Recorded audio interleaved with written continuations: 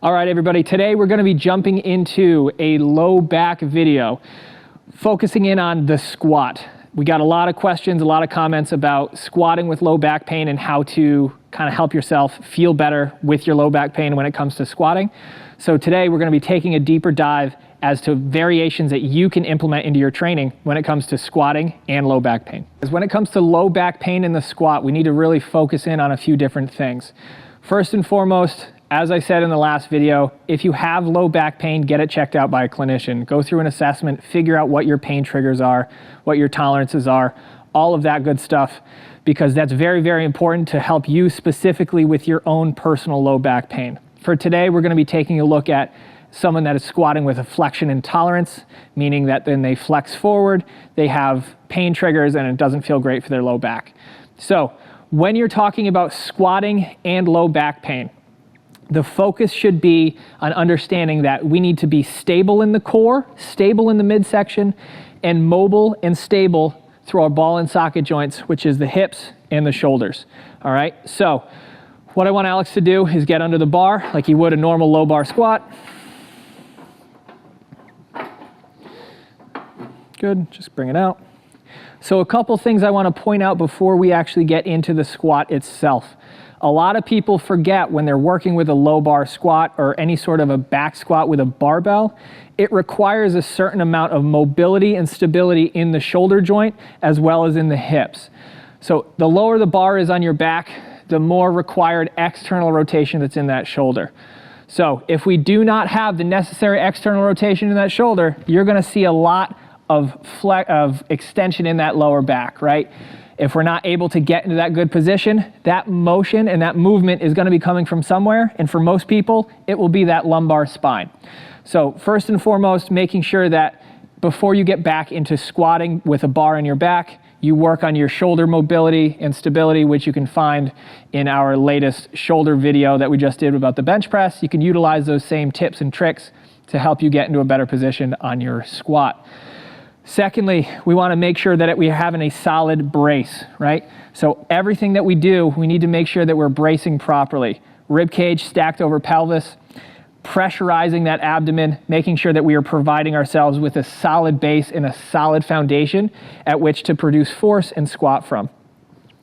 Third, we need to really focus in on is our ability to get a good position with our hips. What I'm going to have Alex do is just demonstrate a few reps with the squat. Alex, go nice and slow.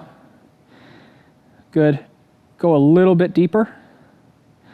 What you notice here, and we'll showcase here at the bottom of the squat here, if you have low back pain and you get to the bottom of the squat and you see that little flex in of that lumbar spine, that can be a really gnarly pain trigger for somebody that has a lower back injury. Come on up.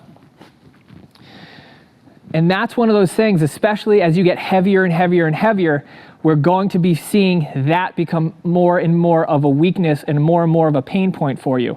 So again, if you have low back pain from flexion, getting into that position can be a pain trigger and can send tremendous amounts of pain into that lumbar spine. So let's see it a couple more times just to kind of demonstrate. This is why it's so important to have really good form. See, he flexes that lumbar spine. Do one more. Flexes it underneath. That's not what we're looking for. Again, if this was specific for you and your pain triggers, that would flare you up like nobody's business. So what we want to do is we want to make sure that we're able to get into really good positions, utilizing other exercises, which I'll show you, to be able to still train your squat, still train your brace, still be athletic, but give yourself the time and space you need to heal and get farther and farther away from your low back injury. One point I want to make about butt wink in the squat. It's not going to hurt everybody. Just because you do it doesn't necessarily mean that you're going to have a low back injury. What I'm saying is that if you have a low back injury and flexion is one of your biggest pain points or one of your biggest means of exacerbating that injury, it's something that you should focus in on correcting. Not only that, if you are a competitive powerlifter and you are going for maximal weight, that is an inefficiency in your movement. We are also touching on the fact that Alex was going far deeper than the majority of powerlifters need to go.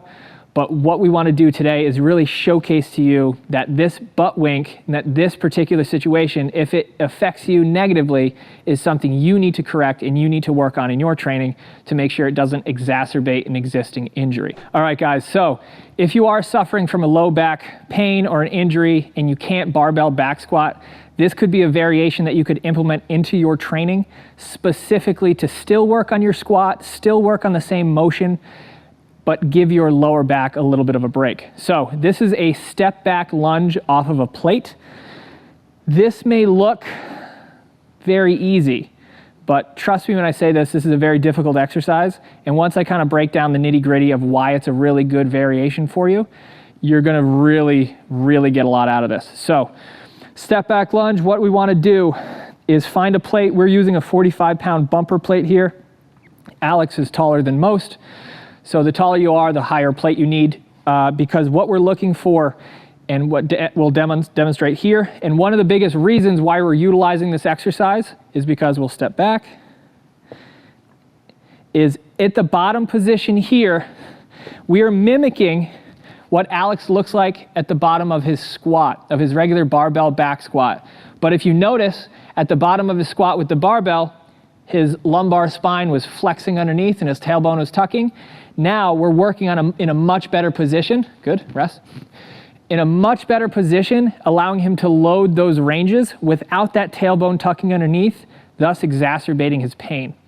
This is a fantastic exercise that you can utilize with kettlebells, with dumbbells. You can even do it off of the floor to start if you do not have the coordination, the mobility, strength, whatever, to complete this exercise as is.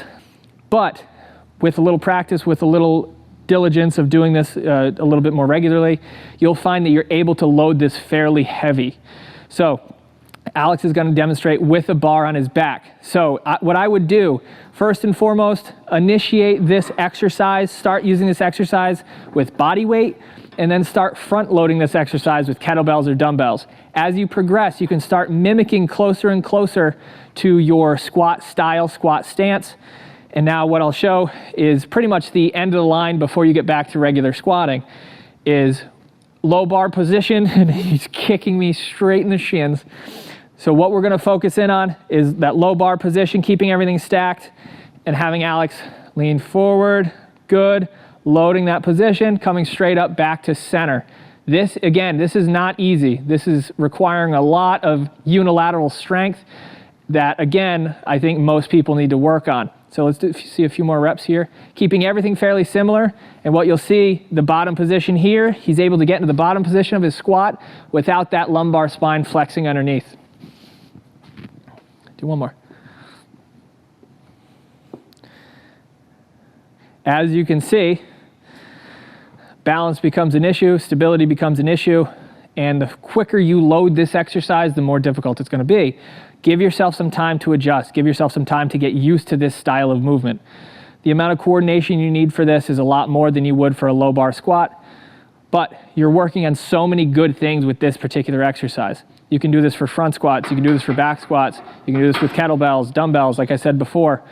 This variation is a great in-between as well as an accessory for you once you start feeling better. Again, as I mentioned before, as I mentioned in all of my low back videos, see a clinician if you have low back pain. You need to understand your pain. You need to understand what causes your pain specifically. There's not a one-size-fits-all cure, one-size-fits-all routine for low back pain. So guys, give this variation a try. Let me know how you think, what you think about it, how you feel, and we'll see you in the next video.